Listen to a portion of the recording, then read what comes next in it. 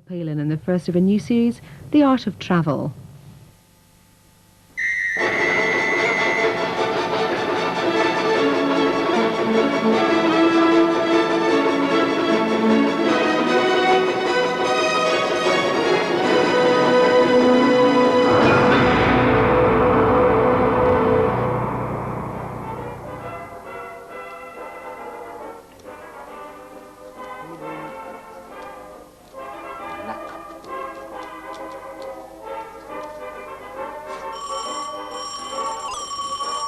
Luggage in a bounce! Ah, good. There you are. And so the holiday season begins. Luggage first, barrow after barrow, van after van of holiday luggage.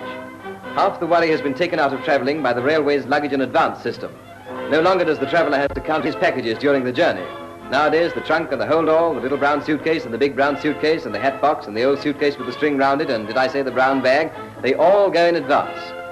The London, Midland and Scottish Railway was the biggest of the four groups to be created in 1923 out of the many small railway companies and became the world's largest transport organisation with over 10,000 steam locomotives and 73 steamships.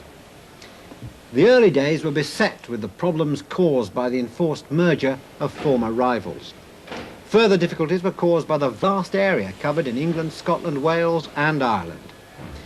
As well as promoting the services provided by the LMS, the publicity department also needed to create an identity for its workers.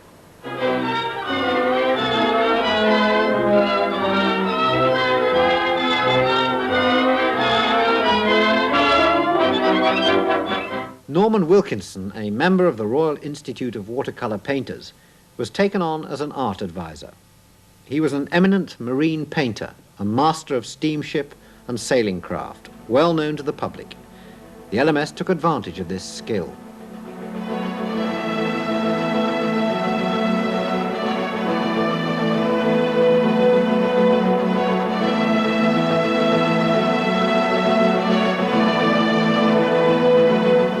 The LMS played for safety and commissioned well-known rather than experimental artists. Their art gallery of the platform didn't have much truck with the continental influences of modernism. After all, their posters were distributed to schools. Under the guidance of Norman Wilkinson, as early as 1923, the LMS commissioned several members of the Royal Academy to design posters for them, the first of the big four to employ painters rather than commercial artists. They were given an absolutely free hand in their choice of subject and style, don't you know? At one time, there were 17 Royal Academicians simultaneously working on posters for the LMS. Richard Jack, Maurice Griffenhagen, Sir William Auckland.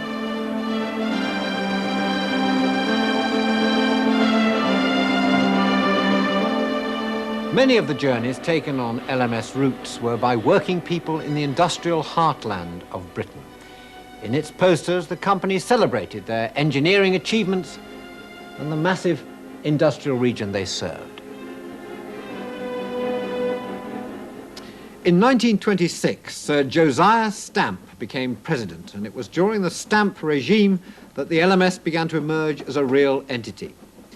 Stamp was also president of the Advertising Association and took a considerable personal interest in advertising. When Lord Stamp, he was Sir Josiah Stamp, became the chairman of the LMS Railway, he surveyed the whole system and then decided, amongst other things, that he would like to inject some Fleet Street experience.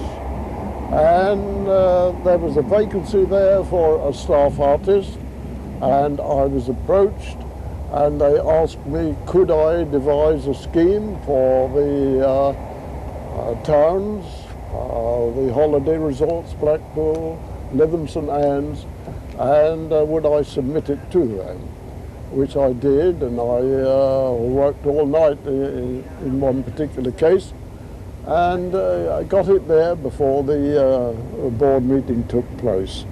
And as a result, I was brought into the publicity department of the LMS Railway. I had two junior artists under me, and the publicity department was set up with Loftus Allen as the head, Maxwell Tregurtha as his assistant, and then I came under Maxwell Tregurtha. It all depended upon what was required in the way of publicity. They would give me a briefing, and then I would prepare roughs similar to those which you've seen, and there would be a discussion as to whether it hit the target or not. The LMS had adopted the former Midland Railway slogan, "The Best Way." This slogan was used in 2 eye-catching posters by the famous French poster artist Cassandre.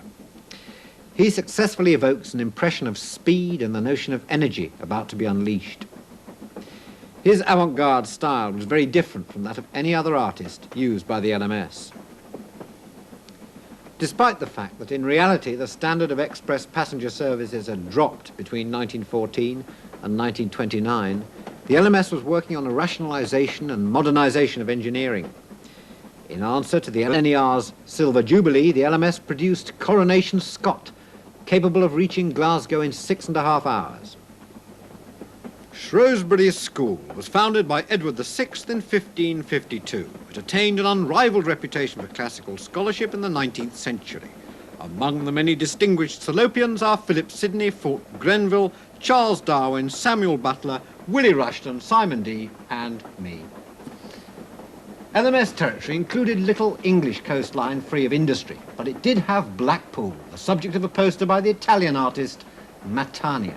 This was a poster which he did for Blackpool, and he could draw marvellous women, there's no doubt about that. And in this particular poster, he had a very elegant blonde standing there in bathing costume and surrounded by other friends, relatives and admiring males. And she is shown giving the fascist salute. That's probably about the first time that the fascist salute was seen in England.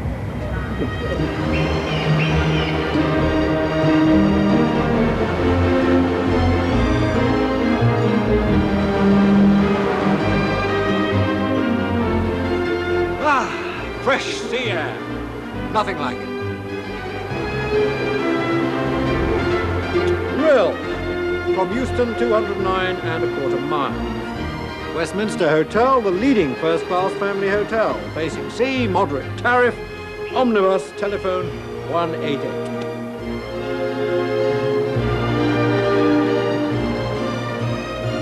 Other posters promoted the joys of the country, away from the seaside. Windermere from Euston, 259.5 miles. Windermere Hydro stands in own grounds, magnificent view of lakes and mountains, Turkish baths, large ballroom, ladies' orchestra.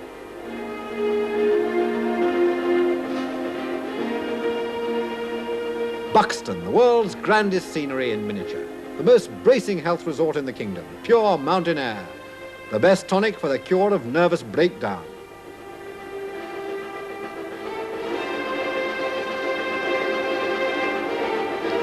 The advertising department aimed to portray the LMS as a caring, go-ahead railway.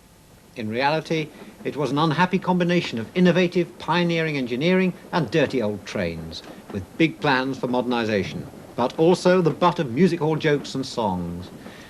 With over 250,000 staff working on nearly 7,000 miles of routes, it was a hard task to create a corporate identity. Sadly, just at the time when this was beginning to emerge, and when the company's performance was at its peak, any hope of further improvement was brought to an abrupt end by the outbreak of war. Ah, good. Here we are. Mustn't forget the luggage.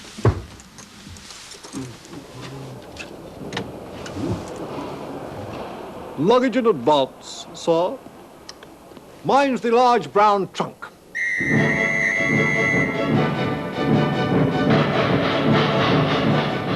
And we'll be embarking on another artistic journey to Paris at the same time tomorrow.